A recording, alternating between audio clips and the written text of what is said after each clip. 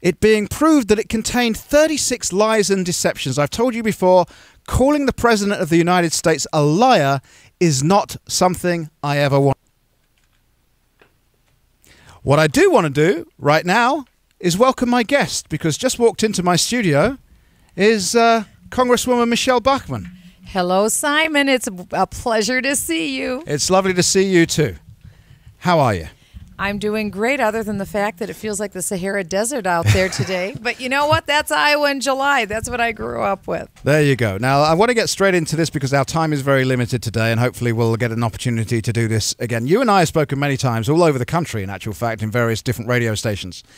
And when you were considering a run, but before you declared, I asked you on more than one occasions if you were prepared for the garbage that people were going to throw at you and your family. We're barely even into this thing, right? We've barely even started, and we've got the mainstream media hunting down your 23 foster kids. We've got that going on. We've got somebody who campaigned for you saying you've achieved absolutely nothing. And he's another GOP candidate. You've been compared to Governor Palin, and as far as I can tell, it's only because you're both women, and I haven't heard a thing from the feminists on any of that.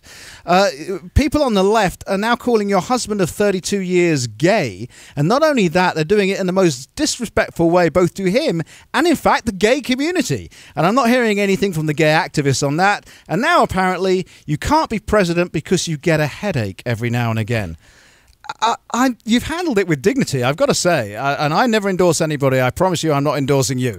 I never endorse anybody in here. You've handled this with dignity, but don't you simply just want to stand up and scream and slap somebody around the head?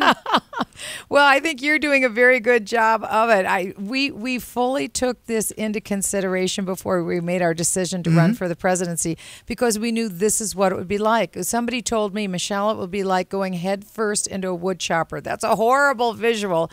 But we knew that it was going to be difficult, and the job is a difficult job. And so I think this is just a part of the process, and this is what we expected. We knew that it would be penetrating and that they would turn over everything they possibly could. And so this is part of the process.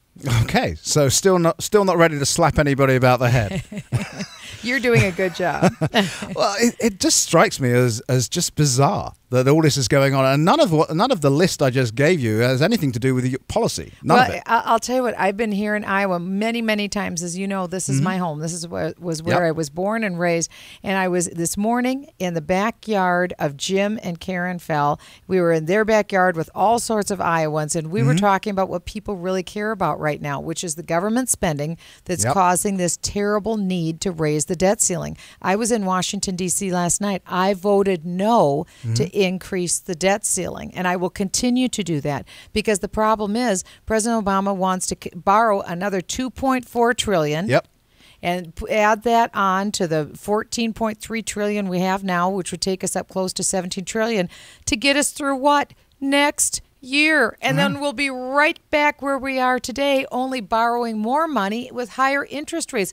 Why in the world would we keep doing this insanity? We've got to cut the spending. Just before you came in here, I actually said that we're in this ridiculous situation. We're so far through the looking glass now that when Republicans or conservatives dare to mention a balanced budget, we're being called insane. Well, and of course, that's what the American people want. And here in Iowa, that's what the legislators do. That's what they do in Minnesota. Most state legislators have to balance their budget. In fact, I want to give praise to the Iowa legislators, because in your state, the legislature can't spend more than 99% of what you take in. They, in fact, only spent 95%. So they really deserve praise, the legislators in Iowa. Yeah, they did a good job this year, eventually. If only the 11th Congress hour, could do the same. If only Congress would do the same. Let's go back to this national deficit, because isn't this all just politics, Michelle? I mean, we got a president of the United States saying how terrible it all is that anyone would even dare to say they're going to vote against raising the debt ceiling. He did it when he was a senator. Yes, he did do it. As a matter of fact, the President of the United States, then Senator Barack Obama, said that it would be a failure of leadership to even debate the idea of raising the debt ceiling. Well, I would agree with then Senator Obama. It is a failure of his leadership. The only plan he has right now is to keep spending more money that we don't have, keep borrowing money that we don't have, and adding to the debt. Do you know what his plan is? There is no plan. There's no plan. It's punt, pass, and kick. I mean, he has no plan. And so because of that, we need to embrace the principles of cutting spending, capping the growth of government, and also passing a balanced budget amendment. I agree with those principles. I also believe that we have to repeal Obamacare, but I will not raise the debt ceiling in exchange for doing that.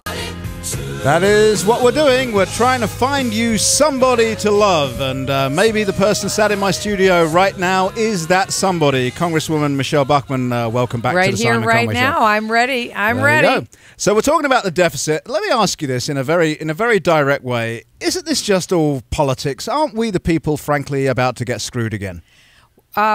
We will not be in a good situation if we borrow more money that we don't have. That's why I voted no.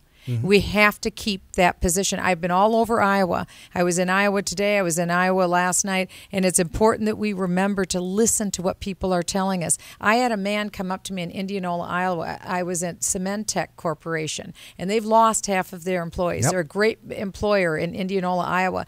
And one man came up to me as he punched out on the time clock. He had his lunch bucket in his hand, covered with sweat and with dirt. He said, "There's only one thing, Michele, I want you to promise me. Will you give the country back to the people?" He said it 3 times, and I said, "Yes, I will." He said, "Look, I don't care about myself. It's my 6-year-old grandson." "What's his name?" I asked. "Isaac," he said. "That's all I care about." People recognize that we're moving into decline. Yeah. Because just in the time I've been in Congress, I've been there, this is my 3rd term, 5 going on 6 years, we have almost doubled the debt in 5 years. Yep. We've almost doubled. I mean, it took us over 230 years to get to this point, and now we're doubling it. I've got to say, I came here to escape socialist Europe. And I say on the air, I've already lived through where we're headed. That's right. We're headed there really, really fast right now. Faster than anyone can realize. You're watching, the movie's already played in Greece. Yep. And like you said, in socialized Europe, but we have socialized medicine now with Obamacare. I know. That will guarantee that we can't get out of this. And I want your listeners to know, Simon, that I promise them I will not rest until we repeal Obamacare. And hang on, be encouraged. We will repeal that terrible bill that's hurting seniors most of all. And my focus is on turning the economy around. I know how. I'm a federal tax lawyer. I'm a job creator. My husband and I started a successful company. I get how you create jobs. I get how to turn the economy around as a federal tax lawyer, and that's what I'm going to focus on. What is your tax plan for the country? Well, what I want to do is take the current tax code that we have and make it far more simpler than what it is, very flat and very fair. I would love to, if we started from zero, do a fair tax. That'd be a great way to go. That's not the situation we have. Many states already have income taxes in place. And so if we abolish the tax code and put into effect a fair tax, which would be about potentially a 23% sales tax, if we do that, we will also have to deal with each state and their own taxing system. But the flat tax is one also where the issue really, whether it's fair or whether it's flat, let's have a debate. The issue is we only have 53% of the American people paying any federal income taxes. What we need to do is have nearly everyone pay something. Even if you pay $1, everybody should pay something because we all benefit from roads, don't we? Exactly right. Let me ask, I'm rattling through these today. Would love to get into them in a bit more detail, but our time is very limited. That's great. You are in a unique position to understand how much danger we as a nation are in because of your position on the Intelligence Committee. So that is the question. How much danger are we in? Well, of course, I can't speak about Not classified in detail. secrets. I'm not expecting that. That's what our committee deals with. I will say this. Every day, there are people who wake up to thinking about how they can kill Americans today and how they can destroy the United States of America. That's true within our borders, and that's true outside of our borders, trying to penetrate those borders. We need to understand how serious this threat is and keep our eyes on the prize. That's very important. As Commander-in-Chief, that's exactly what I'll do. I believe very strongly in our United States military. My own dad served in the Air Force. My stepdad was in the Army. My brother retired full U.S. Navy. I believe in our military. I'm prepared to be the Commander-in-Chief to make sure that we are focused on securing the safety and security of the American people. One of the first things you do is build a wall on America's southern border so we actually deal with people who are coming into this country wrongfully and illegally. I'm really glad you brought that up, because I'm going to come to a border agent in a minute. But I do want to ask you one other question about our national security, and maybe you just gave us the answer in reverse before I actually asked the question, because as somebody who's a constitutionalist, how did you find yourself able to vote for the Patriot Act a second time? Well, first of all, the first 14 provisions of the Patriot Act were already permanent. We did not vote on them. We only voted on 2 provisions. I spent a significant amount of research time. I was prepared to vote no on these provisions if they were unconstitutional, but I did a significant amount of research. One is roving wiretaps. What that means is today terrorists will buy maybe 1,000 Go phones. They make one call on a cell phone, throw it away. Pick up another phone, make a call, throw it away. Well, when we've identified the bad guy and we have the link to himself and another bad guy in a foreign country, why in the world should we have to go to a judge and get another permission to tap that phone?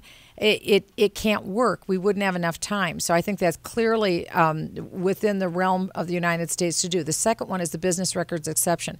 This is where I think there's been a real misunderstanding. I have concerns about national security letters. Those are something that could be unconstitutional. The business records exception is constitutional because these are not papers that an individual American citizen owns. These aren't papers in their basement. This isn't something that they have control over. These are records that a business has, and you have to go before an intelligence court judge with probable cause.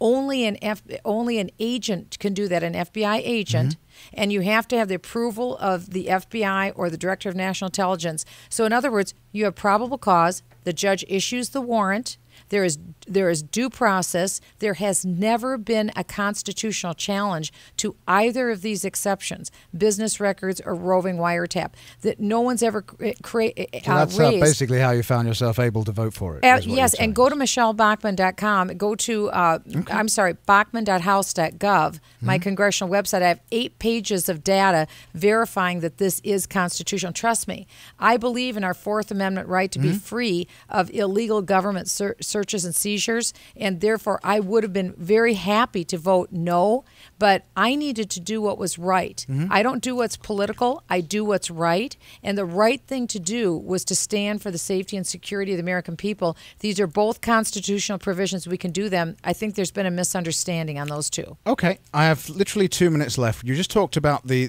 border. Are you aware of the plight of former Border Patrol agent Jesus Diaz?